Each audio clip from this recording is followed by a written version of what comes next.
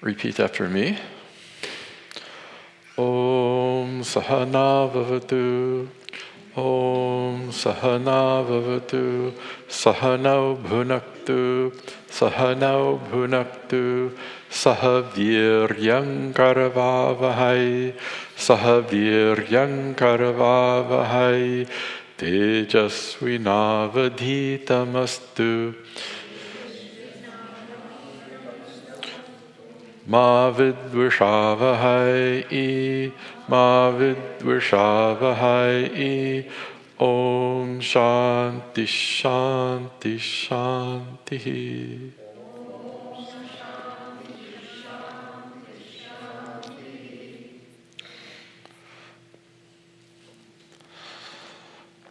The first verse proper of the shloka, of the stotra. Repeat after me. Remember, so the rhythm is da da da da da da da da da da. Repeat. Nimittam manashchakshuradi pravrittau. Nimittam manashchakshuradi pravrittau. Nirastakilo. Let me actually look at this version. Nirastakilo padirakashakalpaha. Nirastakilo padirakashakalpaha. Ravirlokacheshta nimittam yathayaha. Ravirlokacheshta nimittam yathayaha. Sanityo swarupo hamatma. Sanityo swarupo hamatma. Very nice. So we covered a lot of ground in the last class. And we actually just covered the first couple words of the shloka. Actually, what we did was we covered the second pada, the second quarter. Nirasta akila upadihi akasha kalpaha. And so what this means is, so you see the relative and correlative, if you know, yaha saha. Yaha nirasta akila upadihi, the one who is inherently free of all upadhis, apparently limiting adjuncts, which is akasha kalpaha, which is similar to space, that one. And then you go to the last line and you say, Saha Atma Aham, I am that Atma, which is free from upadhis and which is like space. And so we looked at the problem of atyasa, of superimposition, of the anatma upon the atma, the not self upon the self. And the problem is not the presence, we looked at upadhi. The problem is not the presence of the upadhi. The problem is, the presence of the mind and the body and emotions, the presence is not a problem. It's the adhyasa, it's taking that to be me, that's where the problem lies. So there's a problem with adhyasa, the unintentional superimposition of the not self upon the self. And then we proceeded to do some atma anatma vichara, right? By trying to take this using the framework of idam pratyaya vishaya and aham pratyaya vishaya, the referent of the word this and the referent of the word I. What can we put in the pronoun idam, this, right? And anything we can identify as this is not me. And we started off with the chair, a table, and then we put the body in this pronoun because it's an object of my cognition. I put the senses, this sense, these senses, this body, and also these thoughts, this thought, this emotion, this memory, etc. And so we filled all the anatma, we put all the anatma in this pronoun idam, this. And what is left is just sakshi chaitanya, the witness awareness. And there's this one phrase and you look on page 17 here, he uses the word manaha chakshuhu adi, manash chakshuradi. He uses it for a specific purpose, but let's just talk about that. This is Hastamalakiyam's way of talking about the upadhi. And he just mentions two of them. He mentions the manaha, the mind, and the chakshus, the eye. And then adi. Adi means first, but it comes to mean etc., because it means that set of things whose first two members are the mind and the eye. And so we have to extrapolate. He does a good job because oftentimes in Sanskrit, I learned in grade school that you cannot say, I don't know, like the baseball bat, etc. Well, that might be kind of like, you can't say the car, etc. You have to enumerate at least two items in that set, because you can't define the set by just one instance, right? The car, etc., meaning what? The set of all wheeled vehicles, the set of all red things, etc. Sanskrit is okay just to have one, because the sets are often well known. Here, he does a nice job, he does two. So now we know what this set is. And so if you see, we won't go into all that detail, but you see what's listed here, beginning with manas chakshuradi, the mind, eye, etc. And so this, at one level, we can look at this upadhi, this apparently limiting adjunct, as the sukshma sharira and the stula sharira. The stula sharira is this physical body. The sukshma sharira is the stuff I misidentify myself with that is not part of the physical body. And they're all enumerated. This is the traditional enumeration of the 19 aspects of our subtle body. And it's not a way, it's just part of who we take ourselves to be. So if you see, do you all see this on page 17? Okay, great. So you see the number 4? I said it because there's 4 things here. So collectively, this is called the antakarana, the mind. He just uses the word manas. But technically, the antakarana, the inner instrument, is functionally divided into 4 aspects. The manas, the buddhi, the chittam, and the ahankara. Manas is technically the sankalpa vikalpa atmaka, antakarana vritti. It means that it is the place of vacillation, indecision. Did I lock the door? Yeah, I locked the door. Wait, did I lock the door? That sort of thing. But it's also the accumulator for the senses, right? The eyes pick up some light, and that form is accumulated in the manas, right? So it's considered actually the accumulator of sensory perception. We put the emotionality there too, because emotions flop around. And we have to have some place for the emotions, because most of our problems come from emotions, right? Due to self-ignorance. And then the buddhi, the intellect. The buddhi is the seat of our values, our reasoning capability, the seat of clear, distinct knowledge. Chittam can just mean the mind, but in this context it means memory. So these are all points of misidentification. There's emotion. Oh no, I'm emotional, right? There's rationality. I'm very rational, right? This was Mr. Spock's problem all the time. He's half human and half... Anybody not understand that reference? Okay, good. Don't confuse Mr. Spock with Dr. Spock. Completely different people. I'm half human. Oh no, there's emotion. I'm very logical. He really identified with that logic part. Memory, chittam, right? Medha shakti.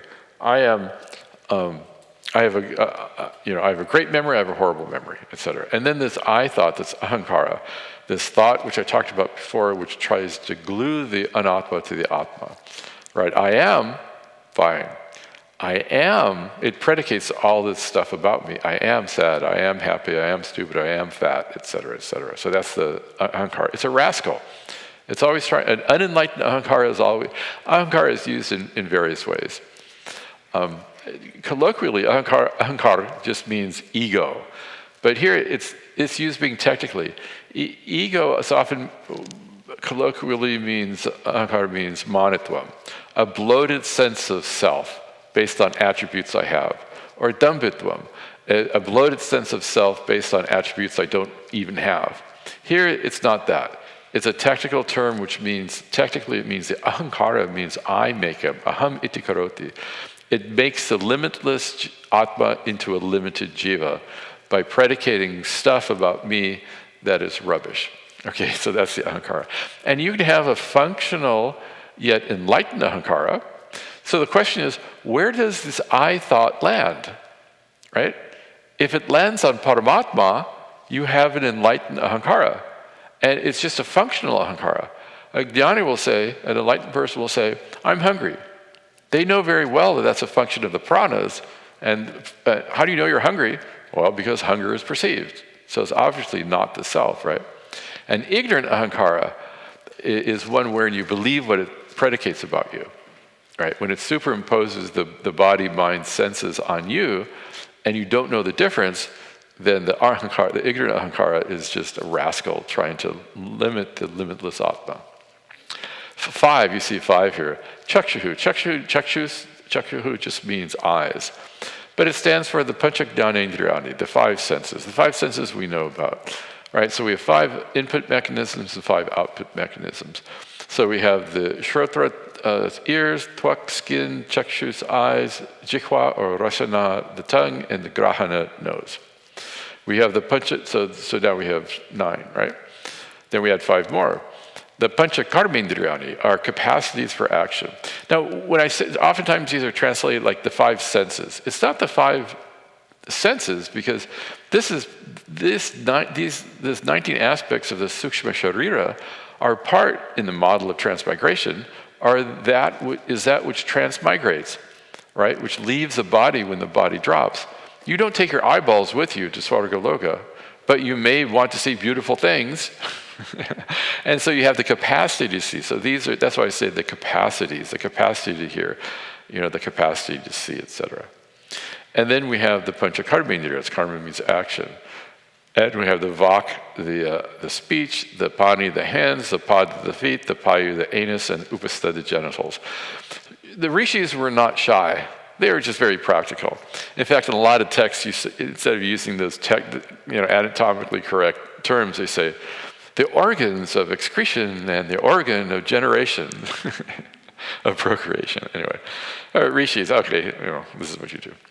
Adi, again, means first, like I said, so at the bottom of 17, and then we go to the top of 18, the panchapranas. That comes to mean etc. So the panchapranas, prana, apana, vyana, udana, samana. The enlivening forces, the autonomic nervous system, the breath, evacuation, circulation, digestion, and reverse processes. This is not a class on pranas. And then Adi can also include the stula sharira. So that's the 19-part subtle body. Sometimes only 17 aspects are mentioned, and when that's the case, the chittam it could also be the subconscious, but the chittam is rolled up in the term manas, and the ahankara is rolled up in the term buddhi. So sometimes you'll 17 aspects, but they're all there. It's a functional decomposition of our jivatva. It's a model for our individuality. And these are all potential places where we misidentify ourselves. And then we have the stula sharira. They always translate it. Stula literally means gross. So they say, oh, the gross body. It means the physical body, right? So the physical body you can perceive with the senses. The subtle body you can't see with the senses. But there's 2 types of pratyaksha, direct perception. Direct perception through the senses, through which we see and perceive objects in the world, physical objects in the world. But then there's also sakshi pratyaksha, the direct perception of witness consciousness. I say witness consciousness advisedly, because how do I know what's in the mind? I directly know, it's direct knowledge, because I know what's in the mind. And that's also a form of direct perception. It doesn't go through the senses, though. So technically that's called sakshi pratyaksha. And all of these are known to me: my digestion, my senses, my abilities to walk, my thinking, my emotions, etc. All right.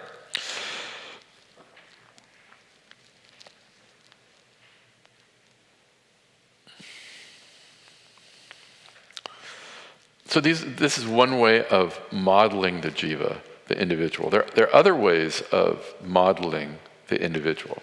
Where we have models for our individuality so we can extricate our identity from the upadhi, from the limiting aspects. One of these is the panchakoshas you may have heard about. If some of these terminology you're not familiar with, don't worry about it. If you hang around long enough, you'll hear about them. The panchakoshas, annamaya kosha, manomaya kosha, vijnanamaya kosha, Pranamaya Kosha, and then the Anandamaya Kosha. They're just points of misidentification, sometimes talked about as sheaths, but then the problem is that the sheath hides the sword. The koshas don't hide the Atma, but they're just points of misidentification. We have the three-body model, the Sharira Trayam, right? We have the physical body, the subtle body, and the Karana Sharira. Just another way to model this anatma. And so the purpose of these models of of jivatvam, individuality, is to understand that which transcends the upadhis, right? To get a handle on what it is we mistake ourselves to be. There's a Cuban singer someone told me about, and he wrote a song that apparently brings tears to the listeners in Cuba that says, you can be free only when nobody owns you. But I hear that as you can be free only when nothing owns you. What owns your identity? Where have you placed your I? If you place your I in the mind or emotions or the body, you've misplaced yourself, right? Because that I should properly land on limitless awareness. And so, since we've done this Dirsha Viveka, the discriminative discernment between the seer and the seen, and so we recognize that this body-mind-sense complex is anatma, is not the self. Where do we place it after jettisoning it from our I, right? If it's not I, then where does it belong? We relegate it back to the jagat, right? We relegate it back to the world. This body belongs to the world. The sukshma sharira belongs to the subtle world, right? It's all anatma, and so it all must belong to the manifest creation. And so cognitively we can say, like you heard me say, this body is just another physical thing in the physical world. But he talks about this in this sentence. So we enumerated the sukshma sharira, but he mentions it not to enumerate it, but to say that in the statement on page 17, we'll get to that.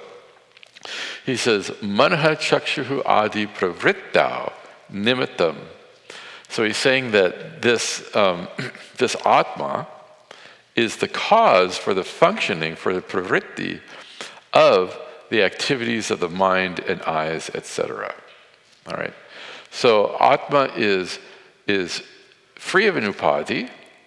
It's like space, so it's transcendent, but it's also immanent because it's responsible for the functioning of the mind and the senses. That's what this verse is saying. So nimittam means hetu, karanam, means the activating principle. Pravritta means the functioning or the operation. The word nimitta governs the seventh case, and that's why that's in the seventh case, if anybody cares. So it's responsible. The Atma is responsible for the functioning, for the functioning of what? For the mind and the senses. So manha chakshuradi pravrittau nimittam aham asmi. I am that due to which the mind and the eyes function. So I am both distinct from the upadhi and am the activating principle, the cause for the mind, etc., to function.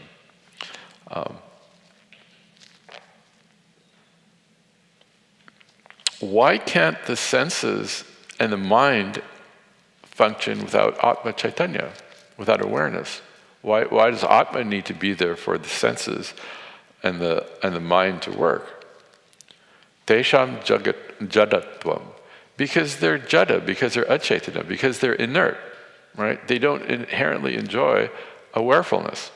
The stula sharira, the physical body, is born of the jada stula panchabhutas. If you're familiar, there's a whole method of unfoldment of how this world came into being, and there's certain physical and subtle elements. It's a beautiful model.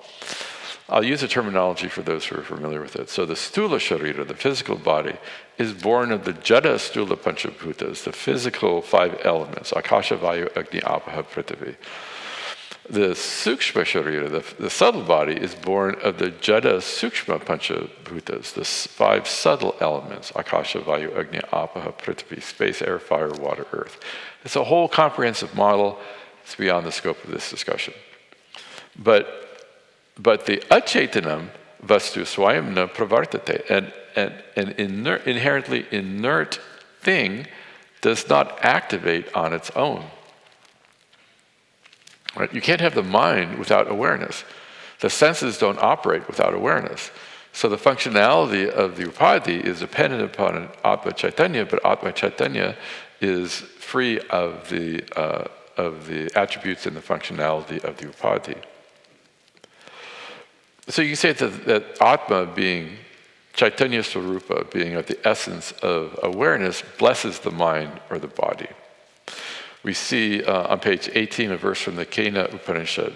Shrotrasya shrotram manaso mano yat vacho havacham sa upranasya pranaha chakshushaha chakshuhu atimucha diraha pretya asmat lokat amrtaha bhavanti. It says, this is one of the Upanishads, very famous verse, the Atma is the ear of the ear and the mind of the mind. So I think Hastamalakiyam is referring to these. Who knows, as a 13-year-old, if he knew the Shruti. But he mentions both, he mentions the eyes, which he goes on to say. But it's the mind of the mind, in other words, that which activates the mind and also witnesses the mind. That which activates the eyes, due to the presence of awareness, the eyes function, and actually it's the witness of the functionality of the eyes. And then it continues, Yadvacho ha vacha sa u pranasya pranaha chakshushaha chakshuhu. I am the present principle enabling speech and the pranas and the eyes, etc.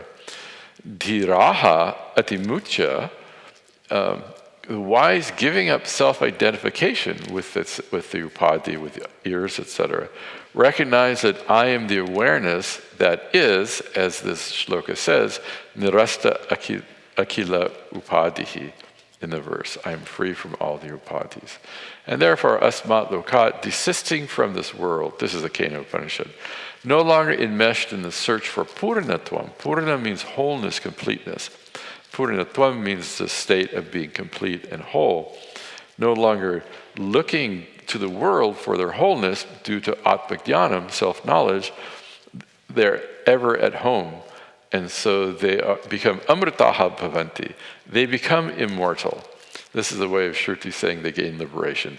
They recognize their innate, inherent, immortal nature, the timeless nature, the ever-free nature of the self. So Atma is not an agent, is not a doer, it does not will, desire, or plan, but due to the presence of Atma, due to the presence of me, all actions are enabled. That's the gist of what's being said here. And then he gives an example. He says, Yata ravihi loka cheshta nimittam. So similarly, the sun is the cause for the activities of the world. So Atma is the cause for the activities of the upadhi, etc., just like the sun is the cause for the activities of the world. Meaning the drishtanta is due to Surya Prakashaha, due to the very presence of the shining sun, right, that blesses all worldly activities are enabled, depending on the enlivening nature of the sun.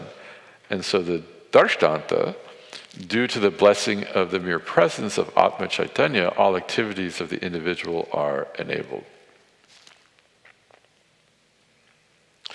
So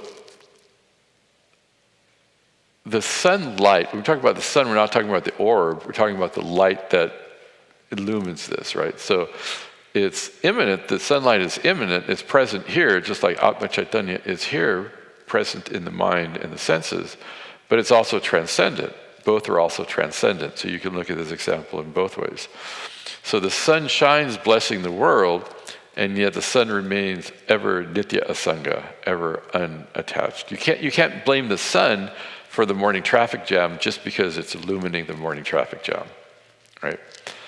So you can think of the sun as what's called the samanya karana, the general cause for all activity. It's not responsible for the vishesha, it's not for the vishesha activities. It's not responsible for the actual traffic jam. And so too, Atma is the samanya karana for all activities of the upadhi of the body, mind, sense complex, and yet it remains nitya asanga, ever free of them. And the sun doesn't mistake itself to be that which it illumines. I mentioned that, it would have to be a pretty ignorant sun to say, oh, look how dusty I am, look how crater-filled I am, look how small I am. The sun, just because it illumines the moon, doesn't identify itself as the moon. And yet I, out of self-ignorance, I, Atma Chaitanya, illumine the mind, and I take myself to suffer the qualities of the mind, right? And so the sun doesn't mistake itself to be the what it illumines, and a jnani, a wise person, also does not mistake himself to be the upadhi. And therefore, saha atma aham, the last line, saha atma aham nitya upalabdhi sarupaha. I am that atma, which is of the nature of timeless awareness. Now,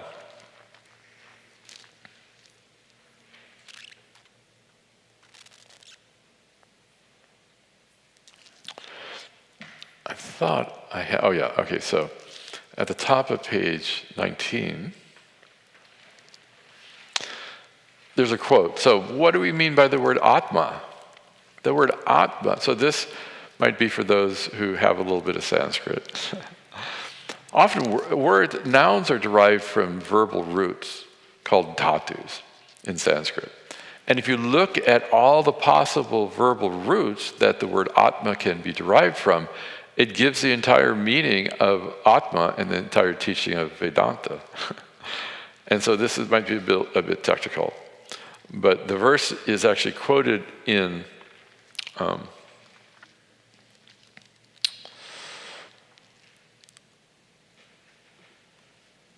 me see, where did that go? So it's actually quoted in the Linga Purana, 170-96, if you want to look it up. And it's actually comes from the Linga Purana, but it's quoted by Adi Shankaracharya in his Kathopanishad commentary, 2.1 and also 4.1, if you're ever interested. And it says, Yat cha apnoti, yat adate, yat cha atti, vishayan iha, yat cha asya santataha, bhavaha, tasmat atma iti kiryate. So this yat means yasmat, because of these grammatical derivations of the word of the Atma Shabda of the word Atma, tasmat, therefore, Atma is named as such. We won't dwell on this too long, but it says yat apnoti. Ap means vyap, to pervade. So because Atma pervades everything, experientially as awareness, existentially as pure existence, as Sat Swarupa, Atma pervades everything. Sarvam apnoti. And so you can derive the word Atma from the verbal root ap. And I think I have this, so there's a beautiful, right below that on the same page, there's a beautiful section of a verse from Sri Dakshinamurti Stotra that says, Yasya evam spuranam sadatmakam asatkalpa arthagam bhasate. Very simply it says, Sri Dakshinamurti, who is my very self, whose awareness alone, which is the nature of existence, shines, obtaining in the world which itself has no existence of its own. That last phrase we'll be discussing when we discuss verse 3. How can we say the world has no existence of its own? We'll investigate that. The second dhatu, the second verbal root, is yatcha adate. It comes from a plus da, and it means to resolve. And so because the Atma resolves all into itself, and again, we have to understand mithya, and we don't understand mithya yet. We'll talk about that in verse 3. But basically, it's adate means it swallows, it resolves. So Atma resolves everything just as a product resolves itself in the cause. The pot resolves itself into the clay. Mithya resolves into satyam. Again, we haven't talked about mithya yet. Or like the wave resolves in the ocean. So when you understand the swarupa of the wave, then you see that there's only water. So we can talk about this now. we have these, so imagine, just for fun, we anthropomorphize things. Like we anthropomorphize Ghatakasha and we anthropomorphize a wave now. So we've already called the 10th man Devadatta. We called the Mr. Pot Space Yajnadatta. We'll call the wave Mr. Somadatta. This is like Tom, Dick, and Harry. just words, just names given, right? And so we have Mr. Somadatta, this wave, is worried because it compares itself to the other waves, and oh, look at this tsunami, a huge wave. I'm so small compared to that. It sees its demise on the shore. It's going to crash on the shore and die. And look how imperfect it is. It's so small. You know, in San Diego, surfers are often always looking for the curl, right? The wave that curls so you can shoot the tube. Anyway, surfer talk. I was not a surfer, but I did spend a lot of time in the ocean when I was a kid. Body surfing, basically. And so he could compare himself to the other waves, etc. You know, it had, oh, Mo, look at the styrofoam on top of me, and look at all the foam, and I don't have a great form, etc. The problem is that it's an ignorant wave. And so let's say an orange wave comes and says, what's your problem? He says, oh, I'm so small, look at me, I have seaweed on me, etc.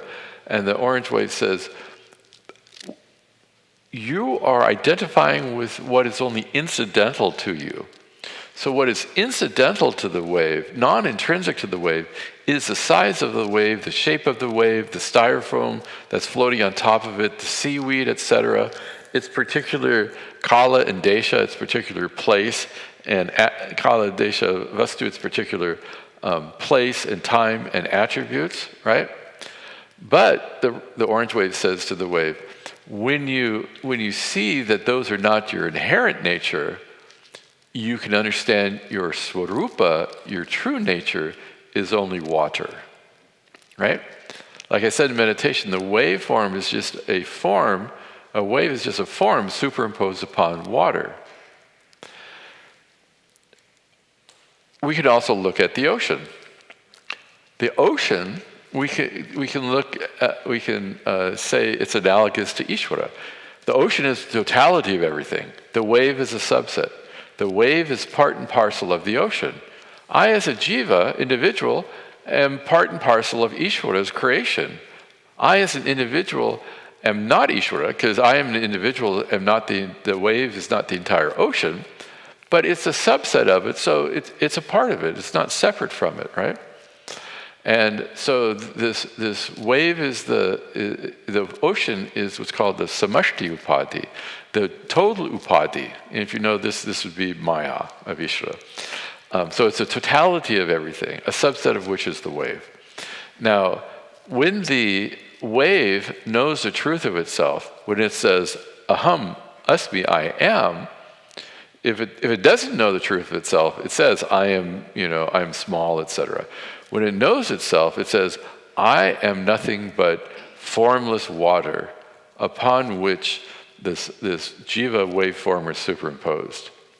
The ocean, Bhagavan Ishvara, can say, when it says, I am, because it's everything, it has to have a deep voice, I am, right? What does it point to? It points to the same water. The swarupa of the jiva is the swarupa of Ishvara.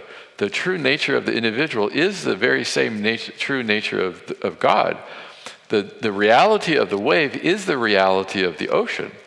Oceanness is superimposed upon the same water that the waveform is. So when the jiva says, I am, and the ocean says, I am, they're pointing to the same ekam eva advitiyam water, jala. Now, I shouldn't use the word jala because jala means water in Sanskrit, but it also means an idiot. So if the orange wave were to say to the other wave, "Tvam jalaha," you are water, he could be misinterpreted as saying, "Oh, why is this fellow calling me an idiot?" You know. But so we have these two terms, Atma and Brahman.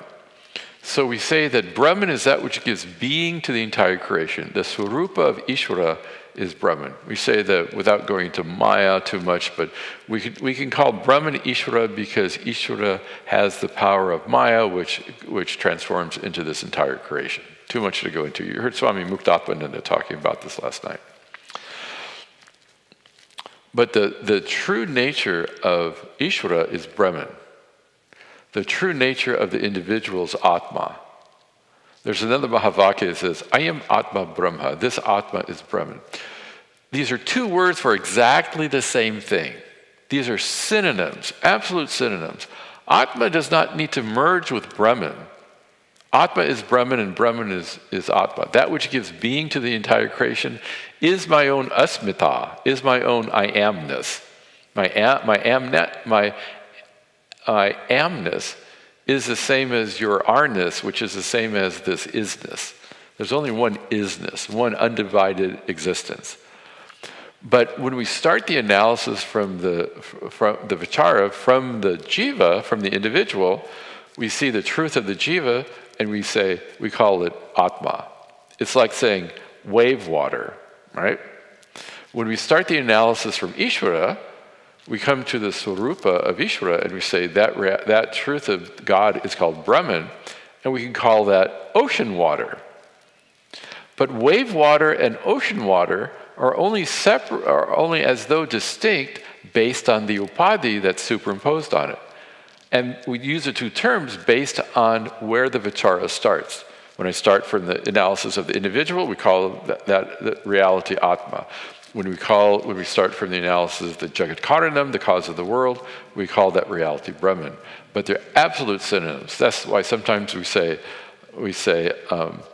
Brahmatma, put the words together, or Vastu, Sadvastu, the one thing, the one reality. That's another term we use. And so we can say that the wave, Mithya resolves into Satyam, we'll get to that, or the wave resolves into water. Everything resolves into Atma, right? And so that's one derivation of the word Atma. Because another Yatcha Atti Vishayan Iha, another derivation from the word Ad, which means to eat, Bhakshane, consumes. Atma as the jiva experiences the entire creation. So that's another way to look at that. And then there's a lot more we could go into, but this could be a month-long retreat. And then Yatcha Asya Santataha Bhavaha Satatya Gamane. It means because it enjoys a permanent existence. So there's a dhatu that you can derive the word Atma from, which implies a permanent existence, a time-free existence. Because Atma, we often use the word nitya, N-I-T-Y-A, and we think it means eternal. But Atma is not eternal. We think of eternality as something that exists in time forever. When we say Atma is eternal, we really mean it's time-free.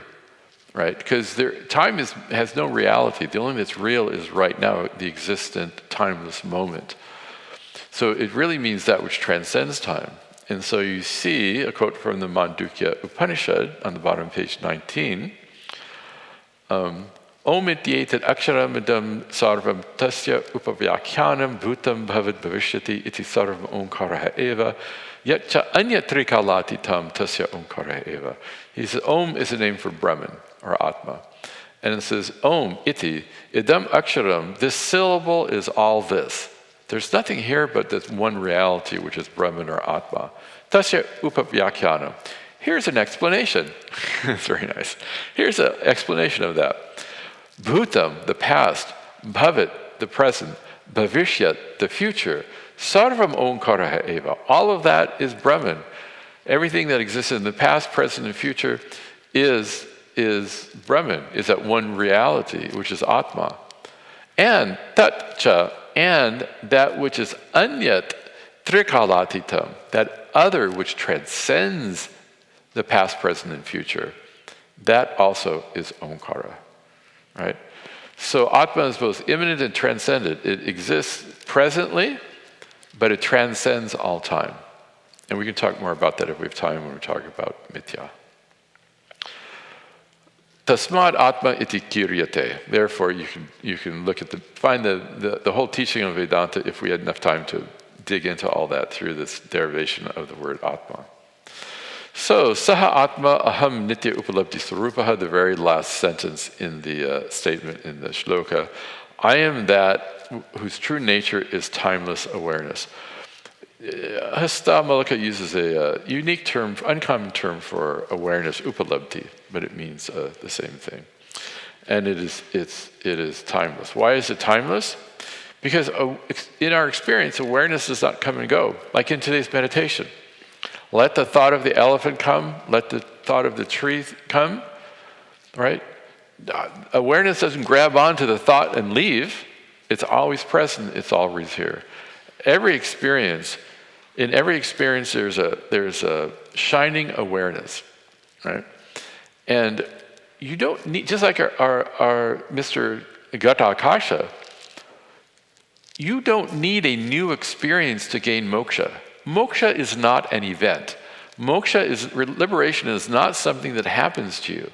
Moksha is not a new experience. It's not a transcendent experience, because any experience, as transcendent as it might be, comes and goes. Who is the experiencer of that transcendent experience? We don't need a new experience for moksha. We need to understand the truth of our current experience. And the truth of the current experience is you, ever-present Atma Chaitanya, upon which is loaded all sorts of nonsense. I am the body, I am the mind, etc. So this is where we have to take the pry bar of viveka and extricate our identity from that which we truly aren't. Because you are never away from Atma. Atma is not hidden. The wave does not hide water, right? The pot does not hide limitless space.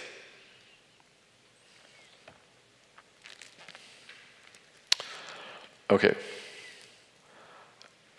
We'll move on to verse 3, but this goes up until 11, right? Okay, I have some more time. Who here has studied Vedanta for some time? Okay, maybe half of us. Okay, good. So those for whom this is new, listen. There's going to be a lot of things I'm going to say in the next 5-10 minutes, which may make no sense. Some terminology that I don't have the leisure to describe. So, if this is your first rodeo, just relax. Some of it may be clear, but just relax, right? A question might arise. Swamiji, I thought you were teaching non-duality. This is Advaita Vedanta. You are Advaya Atma, the non-dual self. But we just, and this shloka we just finished says Atma is the nimitta for the mind's functionality. It's a cause for the functioning.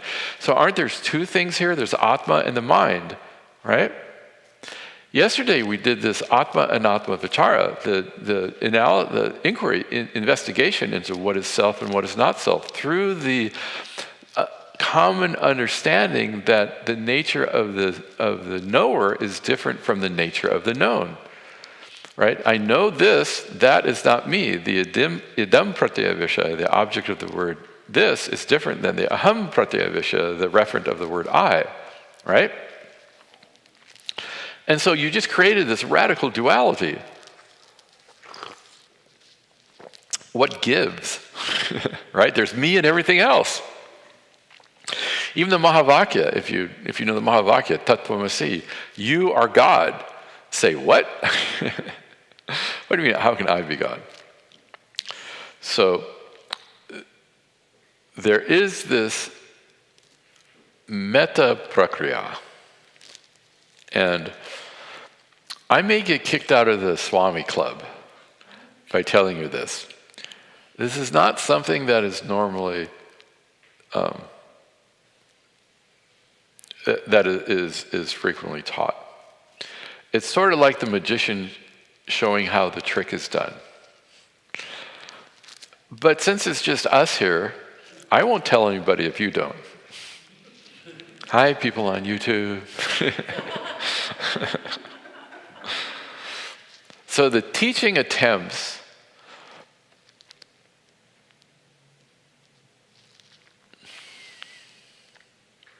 let's start here. I think, on 18, on page 18, you have to go back to page 18. You see the penultimate sentence there. You know what penultimate is? I was lacking social graces. I once corrected my manager because he used the word penultimate to mean the best. Penultimate just means second to the last. And antepenultimate means third from the last. And I once got marked down on a C programming Unix class because I used the word antepenultimate, meaning the third from the last, rather than saying that. So anyway, penultimate does not mean the greatest. It means the second to the last. Okay, so the penultimate statement says, Jati guna kriya sambandha iti shabda pravrittihi hetuhu. So what is the scope of language? The scope of language, words reveal meanings through these categories. Jati, category; guna, attribute; kriya, action; and sambandha, connection. If something doesn't have these categories, right, something belongs to a certain category, it has certain qualities, it has certain actions, it has certain relationships with things. This is how language functions. If something doesn't have those, there can be no direct it cannot be the direct reference of any word, okay? Because that's how language functions. Atma doesn't have any of these. Atma doesn't have any category it belongs to. It doesn't have any attributes. It doesn't have any action. And it has no relationships because there's nothing other than Atma. You need a second thing. And there's only ekam eva advitiyam vastu. There's only one entity. So how do we go about talking about this?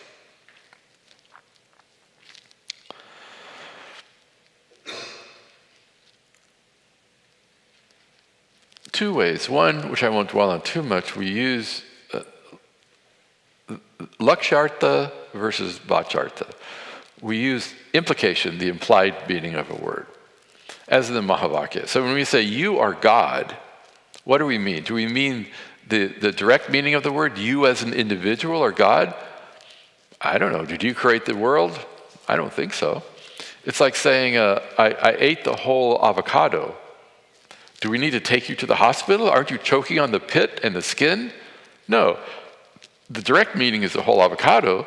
The implied meaning, the lakshartha, is the meat of the avocado, right? And so we use that too. We use this implication all the time.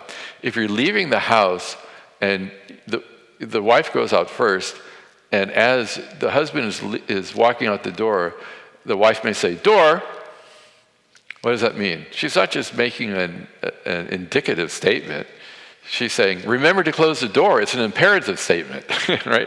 The door is contextual, right? So the implied meaning of just saying door is, please remember to lock the door, right? Oh, husband with a failing memory. So we use this a lot, and we use this in the Mahavakya. So the direct meaning of the word you in the Mahavakya, Tattvamasi, you are that, is the direct meaning is the jiva, the individual. The implied meaning is Paramatma, limitless Atma. And there's it's a whole topic. And the direct meaning of Tat is Ishvara, you could say, but the implied meaning of Ishvara is Brahman. So you could say the wave is the ocean as the direct meaning, the vachartha, but the implied meaning is that the wave water is the ocean water. Okay, so that's one way. The other is through this process called adhyaropa apavada.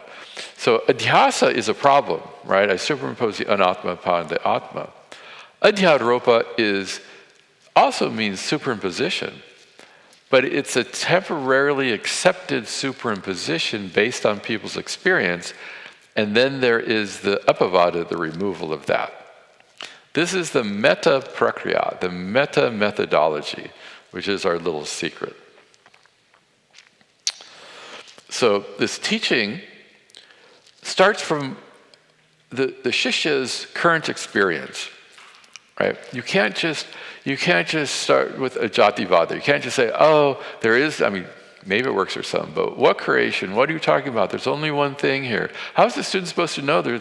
How are you supposed to go from your current experience to seeing there's only one thing? It seems so abstract, right? You can't just say, oh, there's only one reality. It gets kind of woo-woo, doesn't it? Right? But the teaching methodology assumes a provisional dualistic perspective to lead the student to an understanding through certain methods, and then removes that provisional perspective. Okay?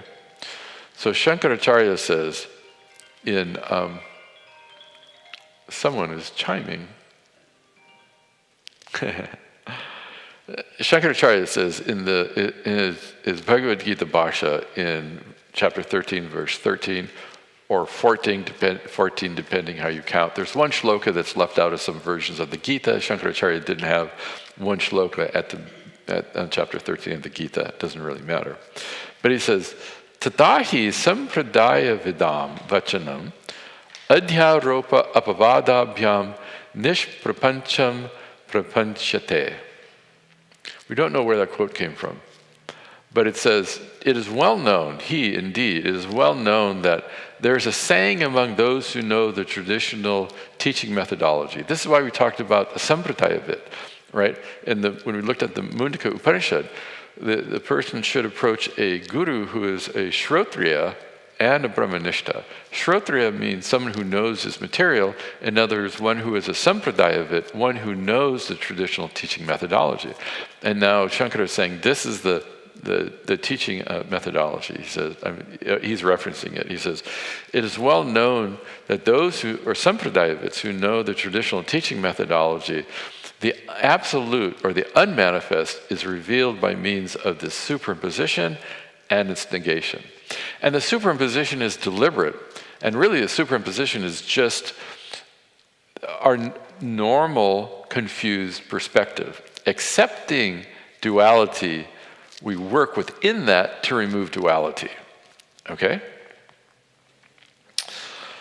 So the general description is, it's a provisional acceptance of ignorance-based operational notions.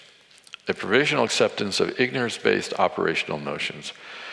Accepted as having a vyavaharika satta. Vyavaharika satta, again, we're getting kind of technical. Vyavahara means transactional. Vyavaharika means empirical. An empirical reality, an experience reality. So we accept the experience reality, right?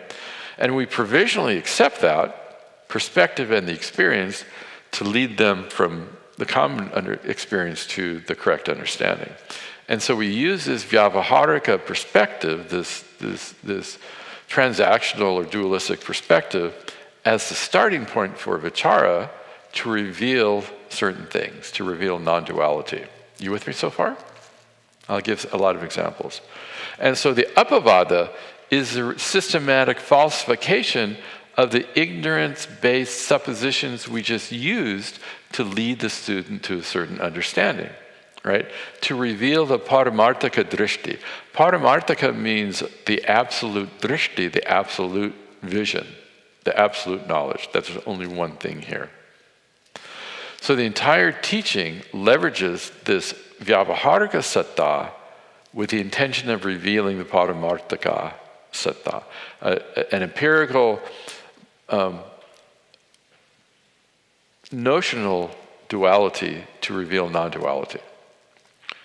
Because this is a very subtle teaching. And the guru is the pramana, the teaching is a pramana, a means of knowledge for this, and the guru wields the pramana, right? Wields the shruti as a pramana, wields the teaching as a pramana to make the student understand. And this is a glimpse behind the curtain.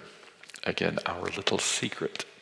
So, from the vyavaharika drishti, so I'm going to be using this term. Vyavaharika means the transactional empirical vision. From having the notion of duality, we provisionally accept experiential reality of duality. Yesterday, I spent a lot of time, using the heuristic of the subject is different than the object. The owner is different than the known. What is that? That's pure duality. but it's a common understanding to lead us to an understanding of awareness, right? And we got as the subject is different than the object. So this Atma and Atma Vichara is through the lens of this duality. And then I think I confused some people because someone asked me, you lost me, because remember I said the word awarer, right? I'm the Sakshi to the Sakshya. I'm the awarer to the awared, that which I'm aware of.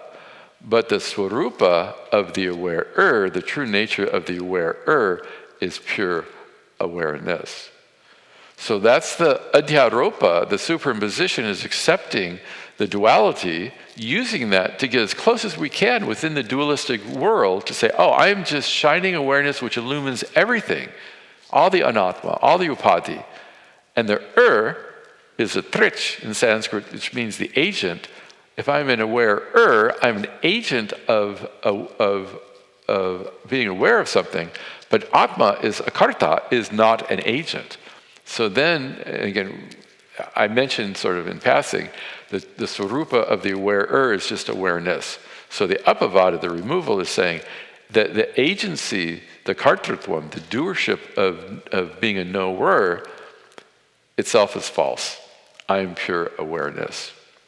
That last step is often left to a much later state in one time in one's understanding, because it confuses the heck out of people.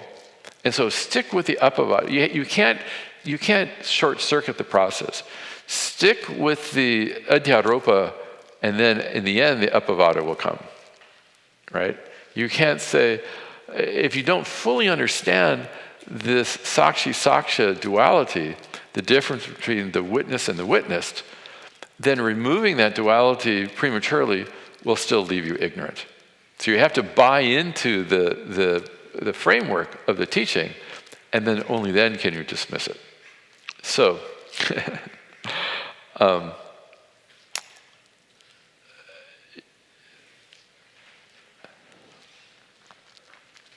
so from the perspective of the inner self, the pratyagatma, we provisionally assume, right? We say that there is an inner self, right? Because I feel like I live within I abide within the body, I abide within the mind. And so the teaching refers to the inner self, like the Tutsi Pop, the Pratyagatma, in order to appreciate Atma Chaitanya as it is, right? To reveal the ever-present shining awareness. And then we dismiss the notion of internal and external. There is no internal and external. The internal and external is only vis-a-vis the upadhi, right? There's no inner space and outer space, right? But we do use the word pratyagatma because we say, well, it's hard to find atma out here because the mind is the upalabdhisthana, the place of where where awareness is reflected. Even that notion is dualistic. Atma is reflected in the mind. The final vision is that there's nothing here but Atma. And when we talk about verse 3, it may become more clear. But there is no inner and outer. There's only one reality. But we provisionally say there's a pratyagatma to point out that you need to understand what awareness is. From the vyavaharika drishti, we collectively agree there's such a thing as the body-mind sense complex, the karya karana sagata, right? It teaches that the Atma is that which enables their functioning, like in this shloka, in order to reveal that the upadhi is jada, is inert, and Atma is chaitana, is pure awareness. And then we dismiss the reality of the anatma as mithya. Now, we haven't talked about mithya. Those who know, and hopefully by the end of the day we'll understand. From the vyavaharika drishti, we accept that there's a jiva and an ishvara. So those who live in a religious environment, we provisionally say, oh, I'm an individual. What's the cause of the world? The jagat karanam, ishvara. Ishvara is the cause of the world, right? The Shruti discusses ishvara as a jagat karanam. And using this division between the individual and the Lord, all of karma yoga is based, as I briefly discussed yesterday, in the Bhagavad Gita, in satsang, right? Using this assumed difference, we can transform our life into a prayer. Using this presumed difference between the individual and Lord, we begin the analysis of the Mahavakya. You are God. Who am I and what is God? We finally come up to, Tat Tvamasi, you are God. If we understand the Laksharta, the implied meaning, then the Asi, meaning you are, is actually the equal sign, right? It's like saying 1/2 plus 1/2 equals 1 billion divided by 1 billion.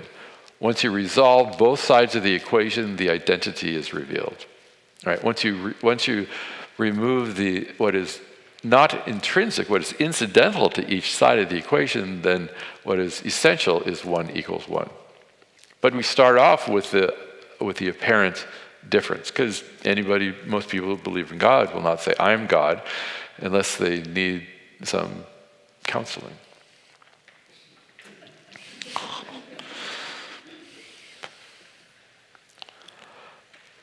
Right? And it's like saying that we assume the reality of the wave in the water, of the wave in the ocean, and we analyze the heck out of each until we understand that there's only one water. From the Vyavaharika Drishti of cause and effect, we say there is a world and there is a cause of the world. We call the cause of the world Jagat Karanam Ishvara. And then Shruti herself pulls the rug out of that, stating that even the notion of causality has no inherent reality. From the Paramarthika Drishti, from the absolute perspective, which is the reality, Brahman is not the cause at all, because to be a cause of something, the product, effect, has to be real. And the world is not real. It's not unreal, it's not illusion. Again, this is something that, for some reason I felt compelled to talk about it now, but it'll make more sense when we understand mithya. We also posit Maya. Maya, Swamiji said last night, is the parinami upadana karana, the material cause that undergoes transformation to become this entire world. It's trigunatmaka, it has these 3 gunas, sattva, rajas, and tamas. And we see inertness, we see activity, and we see awareness expressed in this world. And so we say, well, there must be a cause that's called Maya. Maya is that Shakti which through the lens of which we can call Brahman Ishvara, right? We have Shiva and Parvati. Shiva stands for Brahman, and Parvati stands for Maya. But then we turn around after some teaching and say, Yama iti Maya. That which does not truly exist is Maya. Maya is mithya. Again, we'll see more of that. From the Vyavaharika Drishti, we say there is samsara, right? We accept the reality of struggle, of suffering, due to non-acceptance. And therefore we say there is a such thing as bandha, as bondage. And if there's bondage, there is such a thing as moksha, as liberation. And we talk about the necessity of tivra mumukshutvam, the necessity of intense desire for moksha, right? And we work on adhikaratvam, we work on viveka, vairagya, shatka sampatihi, shama, dhamma, pariti, tiksha, shraddha, samadhana, mumukshutvam. Some of you know what I'm talking about. Some of you just see the Swami flapping his gums. I apologize. But then we dismiss the reality of bondage, of samsara.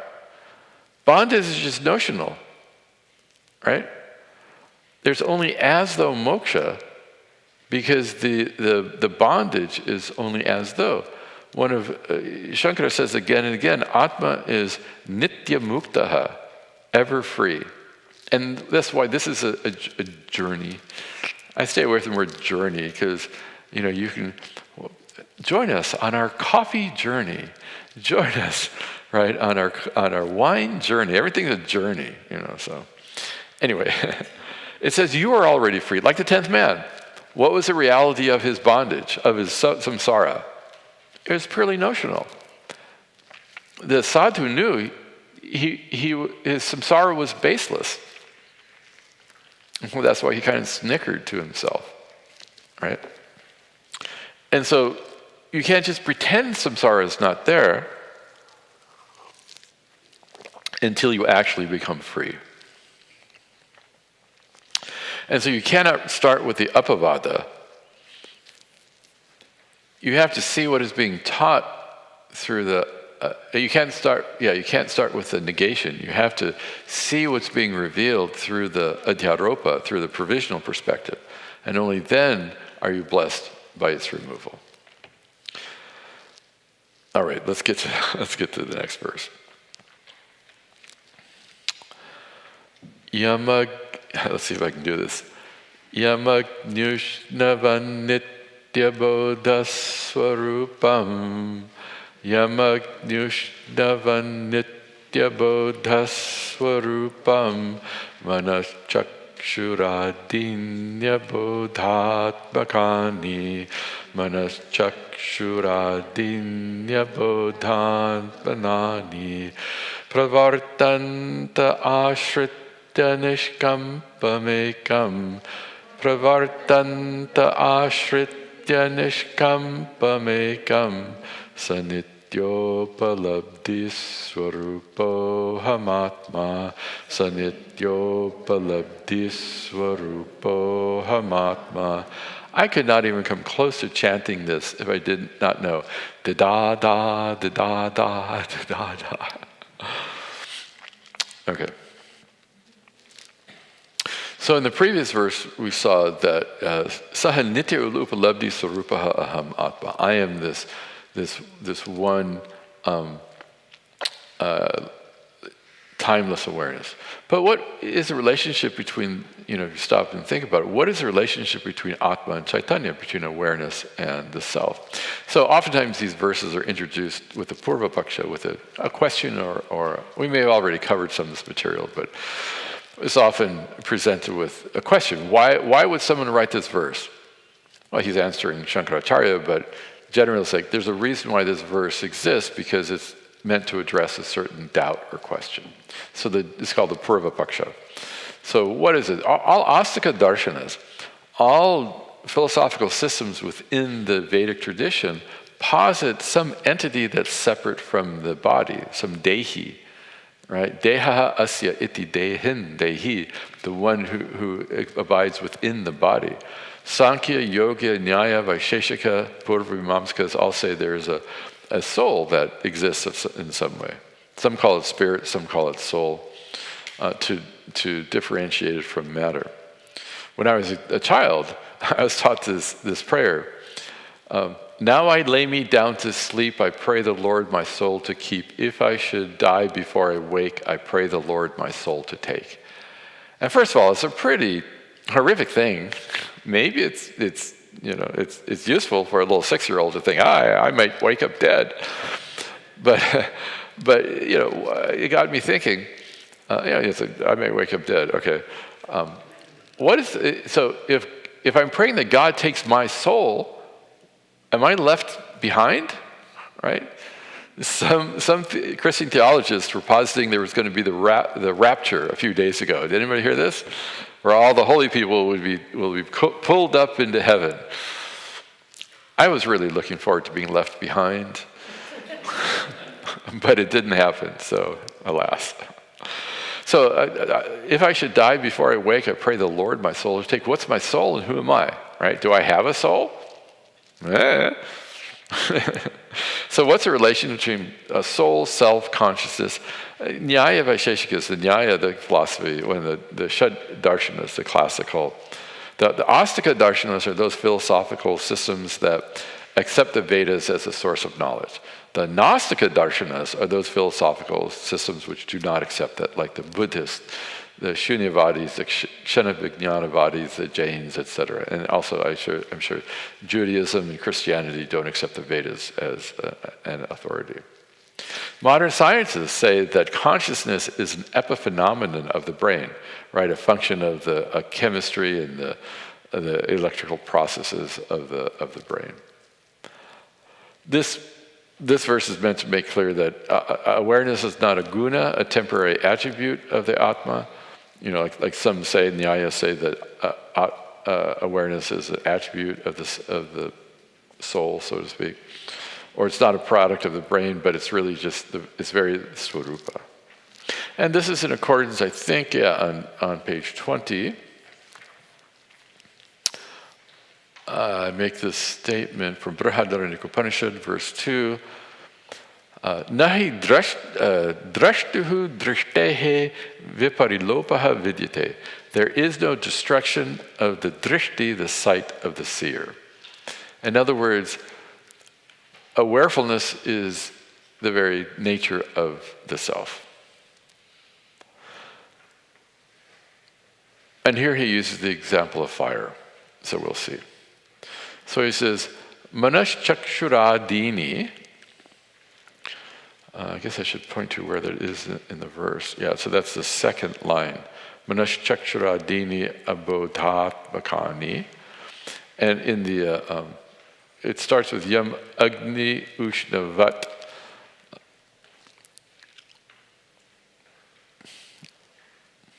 Oftentimes when I teach, I break the sandhi, right? I break the words up so that it can be very clear. I haven't been doing that. It takes a bit of time. I don't know how useful it would be for people if I did that. Do people know enough Sanskrit that would be useful to break the words up? Let me go ahead and do it. So this is what I usually do. So when we chanted, all the words were stuck together, right, so to speak. But the individual words are Yam Agni Ushnavat Nitya Bodha Swarupam. So that's 3 words, a samasa, a verbal compound, not to be confused with samosa. Manaha Chakshuhu Adini, another samasa, Abodha Atmakani, Pravartante, Ashritya. You see, it's obfuscated when it's in the context of the shloka. Nishkampam, Ekam, Saha, Nitya, Upalabdhi, Swarupaha, Aham, Atma. Anybody find that useful? Okay, maybe I'll do that then. It helps if you know a little Sanskrit. But he says, Manas Chakshuradini, the same mind and eyes, right? The same upadhi, the mind, eyes, etc., are abodha atmakani, are inherently insentient, inherently inert, have a borrowed awareness. Taptaloha bindavat, like the iron ball borrows luminosity and heat from the fire. So, as I mentioned, Atma is inherently awareful. The antakarana, the mind, borrows that awarefulness, and then the senses borrows that awarefulness. Notice I'm talking within duality, right? But you can't talk about non-duality without starting from gaining some understanding within duality, right? Anyway, so there's a borrowed awareness, just like the moon enjoys a borrowed luminosity from the sun. And then the moon might be reflected in the pond. And so the reflection in the pond is a borrowed luminosity from the moon, and the moon has a borrowed luminosity from the sun. And so that's where we say it's inherently jada, it's inherently inert, it's not inherently awareful. But the mind and the senses, pravartante, function, go about their business, dependent upon whom. So this is the relative. That whom, that yam ashritya, that means the atma. So he says, the one upon which all functionality of the mind and senses depend, that is me. That's the bones of the sentence, the skeletal of the sentence. And then he talks about who this I is, right? He mentions that he says that they all operate depending on Atma. The nature of that Atma is timeless awareness. The nature of that Atma is motionless, and it's one.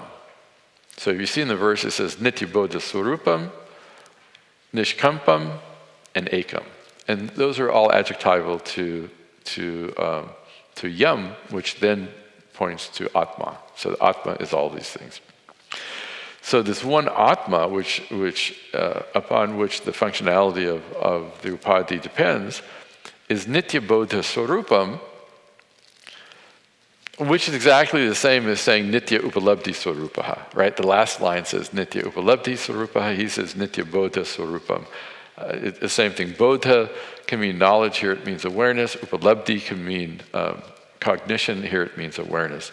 Both are timeless. I am of the nature, my Swarupa, Mama Swarupaha is timeless awareness.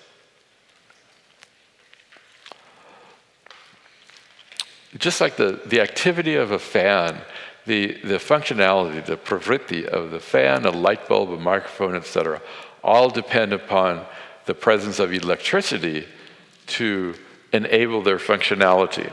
So in the same way, awareness enables the functionality of the upadhi. Comparable to what? Agni Ushna Vat. Vat is an affix which means eva, like, yata, comparable to the heat of Agni, the Ushna of fire. I shouldn't mix Sanskrit and English and then redefine it in English and Sanskrit. I should just say Sanskrit than the English. Agni means fire, Ushna means heat. So it's inherent. It's not incidental, it's essential. So just as heat is the swarupa, is the essential nature of fire, so too awareness is the essential nature of Atma. So it's swarupa, not swabhava. So sometimes swabhava means essential nature. Oftentimes swabhava means the incidental nature. So let's look at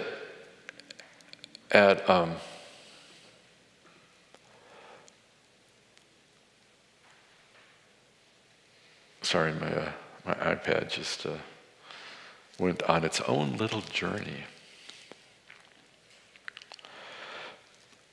We can look at this as water. What's the swabhava of water?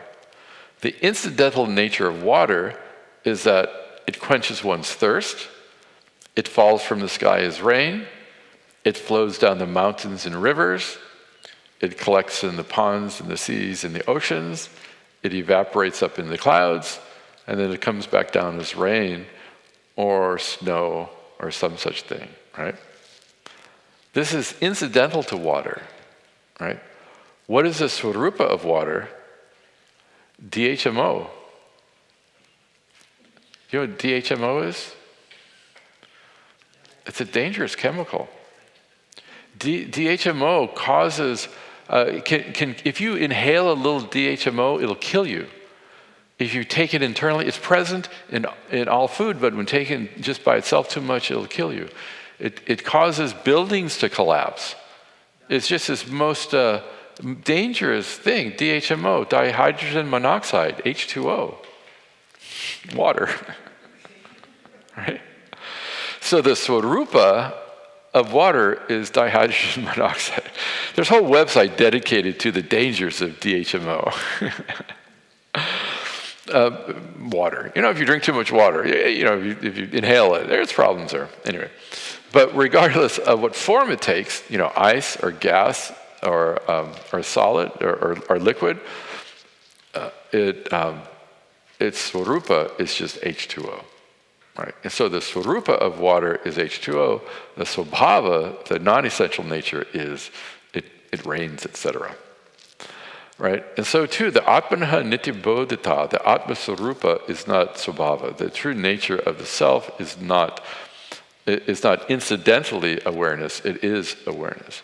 You don't enjoy the attribute of awareness. You are nothing but awareness, which happens to be existence itself. Right? Like Ushnavat, right? Like the Agni Ushnavat, just like the heat is the essence of fire, the swarupa of fire, the intrinsic nature of fire.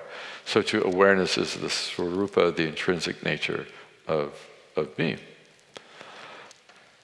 It's not a dharma. The word dharma has a lot of different meanings, but here dharma in philosophical literature means attribute, or characteristic. So being essential, being the swarupa, being not incidental, it is ever present, right? You can have heat without fire, but you can't have fire without heat, right? The very swarupa of fire is heat, the essence of that, and it's always present in fire. So too, what is essential to you is awareness, and that is something that is nitya bodha. It is timeless, ever-present awareness, and that's your true nature. And this atma is also nishkampam, motionless, right? Chalana varchita, kriya rahita, free of any agitation or free of any motion. Even when the mind and senses are in motion, right? Like in today's meditation, that we put the mind into motion by introducing the mantra. We put the mind into motion by bringing in the elephant, and then the tree, and then the elephant and the tree. But awareness didn't change. The awareness did not transition. The mind transitioned from one state. Atma is stateless. The mind is stateful. It can transition from one state to another. So no change within the antakarana, within the emotionality or the mind, has any effect on awareness, because awareness is just the illuminating principle, that to which all mental and emotional phenomena come to light.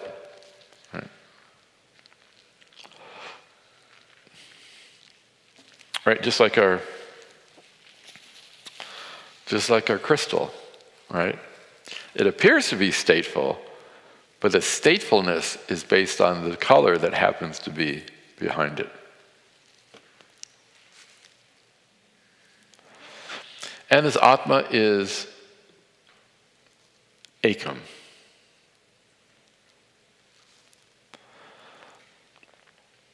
I think I used the example, I said in today's meditation, Shantoham.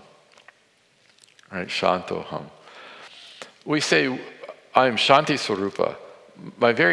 My true nature is absolute quietude, absolute peace. And that's just because we think we are agitated, we think we move, right, with the thoughts and the emotions. But like in today's meditation, awareness is utterly still, utterly quiet, utterly unperturbed by any manasa vyapara, by any mental activities. No thought, no emotion or perception leaves a ripple in awareness. You know, when a boat goes through, moves through a placid lake, it leaves a ripple. No thought leaves a ripple in awareness. It may leave a ripple in the mind, but not in awareness. Chaitanya doesn't need any time to recover from a thought, right? Thought leaves no contrail in awareness. It leaves no residue. Awareness simply is nitya shuddha, ever free, actionless. And so really when we introduce a mantra, it's not only that the mantra does not displace awareness. We say the mantra, before the mantra there was silence, after the mantra is silence.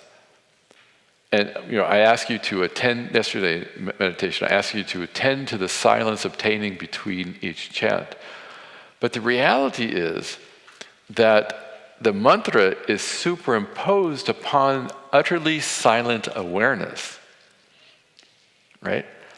Atma Chaitanya is utterly silent. This is what is meant by Turiya, right? The fourth state. It's a stateless state. It's not a new state. It's the underpinning, the adhisthana of all states of consciousness. And I use that term deliberately, right? All states of mind and heart. And so the mantra doesn't displace awareness, and the truth of that awareness is utter stillness, utter silence.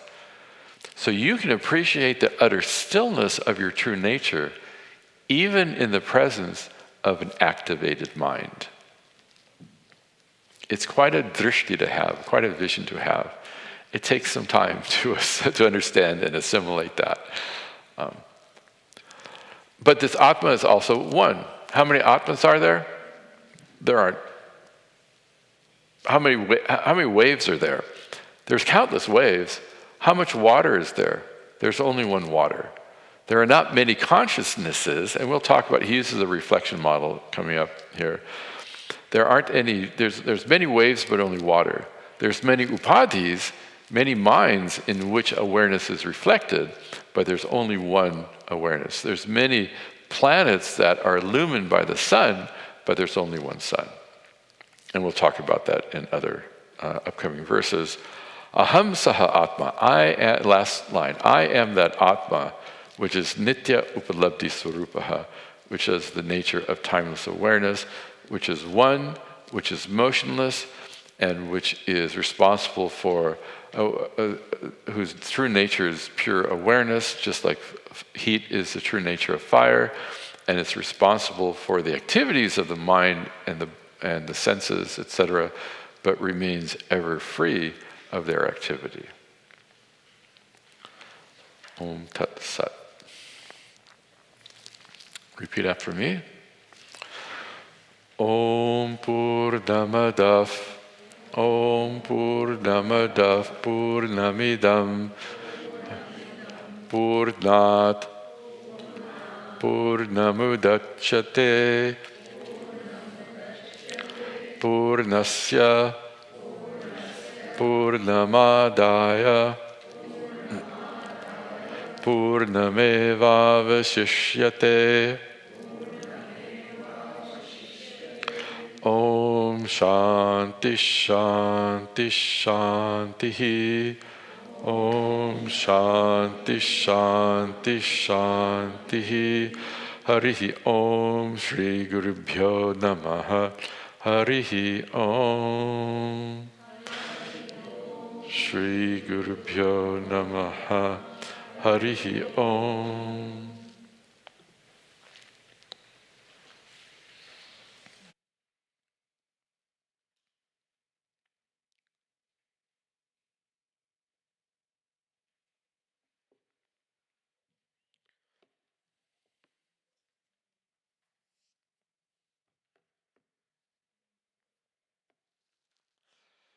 So we lingered a lot on the first verse. You saw that the second verse went by fairly quickly now that we've laid the foundation. We'll linger a bit on the third verse, and then after that we should be able to take a couple verses in each class. So many people worry that, Swamiji, all these Swamis take so long to get to finish the first verse, but like I said, much of the whole vision is present in the first verse, or there's so much foundation to be laid that to make the rest of the verses make sense, there's a lot to be presented first, and then it all comes more quickly. And I know we're all in a hurry for moksha, because at the end of this stotra, we'll all be enlightened. So let's get to the end of it, Swamiji. Come on. I got things to do and people to meet, moksha to gain.